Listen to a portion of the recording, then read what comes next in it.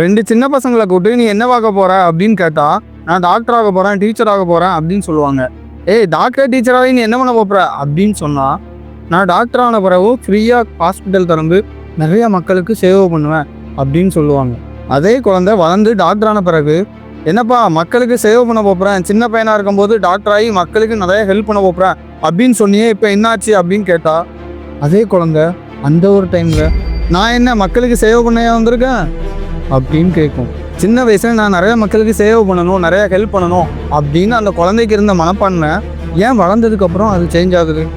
அப்போ இங்க சிஸ்டமே தப்பா இருக்குல்ல. ஒரு நிமிஷம் என்னடா டாக்டர் வேலை பார்த்தா 3 வேளை சாப்பாடு போடுறோம், ஆனால் சம்பளமே கிடையாது, மக்களுக்கு இதை ஒரு சேவையாக பண்ணுங்க அப்படின்னு சொல்லி பாருங்க, எத்தனை பேர் டாக்டருக்கு படிக்க வராங்க அப்படின்னு பார்ப்போம்.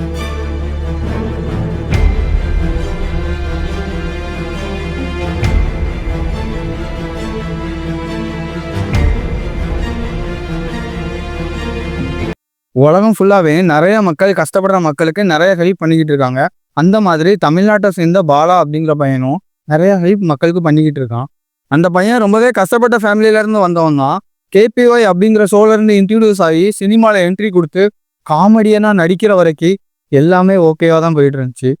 ஆனால் எங்கே ப்ராப்ளம் ஸ்டார்ட் ஆச்சு அப்படின்னு பார்த்தீங்கன்னா, என்னைக்கு ஹீரோவாக மாறினாரோ அன்னையிலேருந்து KPY பாலாவுக்கு ப்ராப்ளம் ஸ்டார்ட் ஆயிருச்சு.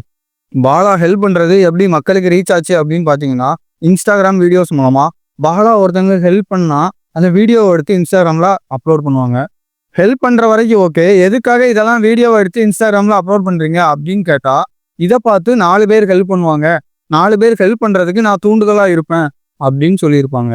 அது மட்டும் இல்லை, இன்ஸ்டாகிராமில் அப்லோட் பண்ணுறதுனால நிறைய ஃபாலோவர்ஸ் வருவாங்க, எனக்கு நிறைய ப்ரமோஷன் வரும், அந்த காசையும் மக்களுக்கு ஹெல்ப் பண்ணுறதுக்கு நான் யூஸ் பண்ணிப்பேன் அப்படின்னு சொல்லியிருப்பாங்க. பாலா ஹெல்ப் பண்ணாங்க, எல்லாமே சூப்பர், ஆனால் இது வரைக்கும் ஓகே.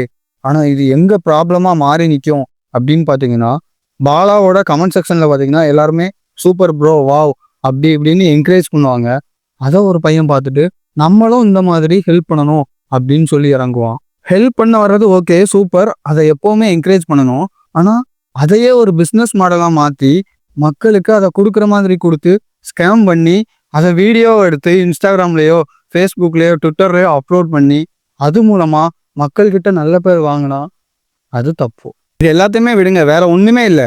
இப்போ ஒரு 4 கஷ்டப்பட்ட மக்களை கூப்பிட்டு ஒரு 2 ட்ரெஸ்ஸு கொடுக்குற மாதிரி கொடுத்துட்டு அதையே திரும்ப வாங்கிட்டு கொடுக்காம அவங்களுக்கு, ஆனால் கொடுத்த மாதிரி சோசியல் மீடியாவில் வீடியோஸ் அப்லோட் பண்ணி ஒரு பின்பத்தை கிரியேட் பண்ணி அது மூலமாக காசு சம்பாதிச்சு அந்த மக்களையும் ஏமாற்றி அந்த வீடியோ பார்த்தவங்களையும் ஏமாற்றி அவன் மட்டும் நல்லா சம்பாதிச்சான்னா அது என்ன சொல்ல.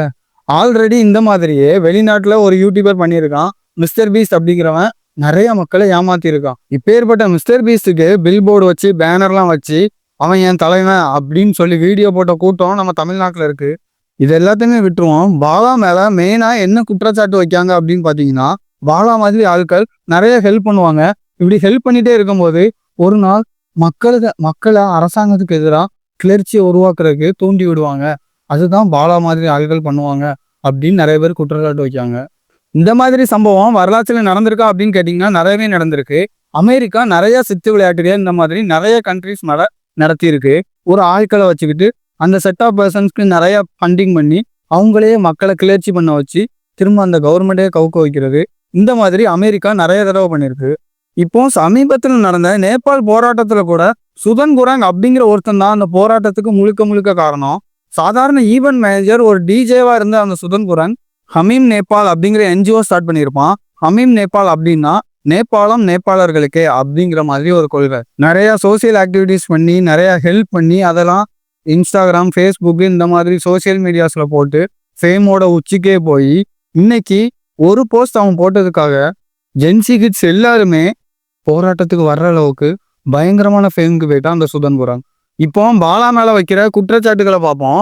பாலா சுதன் குராங் மாதிரியே ஹெல்ப் பண்ணுறத இன்ஸ்டாகிராம்லேயோ இல்லை சோசியல் மீடியாஸ்லேயோ போட்டு ஃபேமுக்கோட உச்சிக்கு வந்து நாளை பின்ன ஏதாவது ஒரு ப்ராப்ளமில் மாட்டினாவோ இல்லை பாலா ஏதாவது தப்பு பண்ணாவோ இதெல்லாம் பாலா பண்ணியிருக்க மாட்டான் அப்படின்னு சொல்கிற அளவுக்கு மக்களை ட்ரெயின் பண்ணி கொண்டு வரான் அப்படின்னு அவன் பாலா மேலே குற்றச்சாட்டு இருக்கு. பாலா மேலே இன்னொரு குற்றச்சாட்டு என்ன வைக்காங்க அப்படின்னு பார்த்தீங்கன்னா, பாலா இந்த மாதிரி ஹெல்ப் பண்ணி ஒரு கூட்டத்தை உருவாக்கிடுவானா, நாளை பின்ன யாரோ ஒருத்தங்க காசு கொடுத்து பாலாவை இந்த அரசாங்கத்துக்கு எதிராக பேசு இல்லை இந்த ஒரு தலைவருக்கு எதிராக பேசு அப்படின்னு சொல்லி காசு கொடுத்தா பாலாவும் பேச ஆரம்பிப்பான். அவன் பின்னாடி அந்த கூட்டமும் பேசும். ஏன்னா பாலா நல்லது பண்ணியிருக்கான், நிறைய பேருக்கு ஹெல்ப் பண்ணியிருக்கான் அப்படிங்கிற ஒரே காரணத்துக்காக பாலா பின்னாடி அந்த கூட்டம் நிற்கும். ஸோ பாலாவை இந்த மாதிரி உருவாக்கினா போதும், நிறைய தலைவர்களையும் அரசாங்கத்தையும் ஈஸியாக எதிர்க்கலாம் அப்படிங்கிறது தான் ரெண்டாவது அவங்க பாலா மேலே வைக்கிற குற்றச்சாட்டு. இப்போ பாலாவோட பாயிண்ட் ஆஃப் வியூல இருந்து பார்ப்போம். பாலா அப்படிங்கிற பையன் ரொம்பவே கஷ்டப்பட்ட பையன். அவன் சின்ன வயசுல இருந்தே ரொம்பவே கஷ்டப்பட்டு வளர்ந்துருக்கான். ஆனால் சென்னைக்கு வந்து அவன் ரொம்பவே கஷ்டப்பட்டா கூட கொஞ்சம் காசை கூட மக்களுக்கு நிறைய ஹெல்ப் பண்ணியிருக்கான் கஷ்டப்பட்ட காலத்துல. இப்போ நிறைய ஃபேமோட உச்சிக்கு வந்தாச்சு, நிறைய ஷோ ஈவெண்ட்ஸ் எல்லாமே பண்ணி மக்களுக்கு அவ்வளவு ஹெல்ப் பண்ணிக்கிட்டு இருக்கான் அந்த ஒரு பாலா. இவ்வளவு கஷ்டப்பட்ட பையன் சாதாரண இடத்துல இருந்து ஒரு காமெடியனா மாறி இன்னைக்கு ஹீரோவா வர்ற அளவுக்கு ரொம்ப பெரிய ஆள் ஆயிருக்கான். அது மட்டும் இல்ல, நிறைய ஹெல்ப் பண்ணி மக்கள் மனசே இடமும் பிடிச்சிருக்கான். ஸோ இப்படியாப்பட்ட பையனை யாருக்கு பிடிக்காது? இப்போ நம்ம ஸ்கூல்ல இருந்தோம்னா நம்ம கிளாஸ்ல ஒருத்தன் நல்லா படிச்சான், நம்ம ஃப்ரெண்டே ரொம்ப நல்லா படிக்கிறான் அப்படின்னா கண்டிப்பா நம்மளுக்கு அவன் மேல பொறாம வரும். அப்போ பாலா அப்படிங்கிற பையன் ஒரு சாதாரண இடத்துல இருந்து இவ்வளோ பெரிய ஆளா மாறி இருக்கான். ஸோ அவனுக்கு யாரோ இடத்துல இருந்து பொறாமையும் ப்ரெஷரும் வரும். யோசிச்சு பாருங்க, உங்களுக்கே புரியும். உண்மையிலே பார்த்தீங்கன்னா பாலாவோட வளர்ச்சி யாருக்கு பிடிக்காது?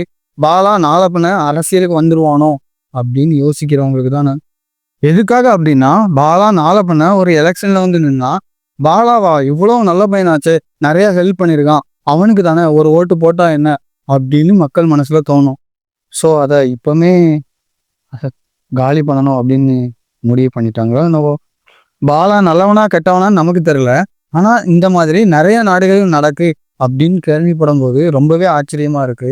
ஸோ ஹெல்ப் பண்றவங்களும் வேணும், நாடுகளுக்கு ரொம்ப முக்கியம், நம்ம நாட்டுக்கு ரொம்ப ரொம்ப முக்கியம். நிறைய பேர் ஹெல்ப் பண்ணணும், நிறைய மக்களுக்கு ஹெல்ப் பண்ணணும்.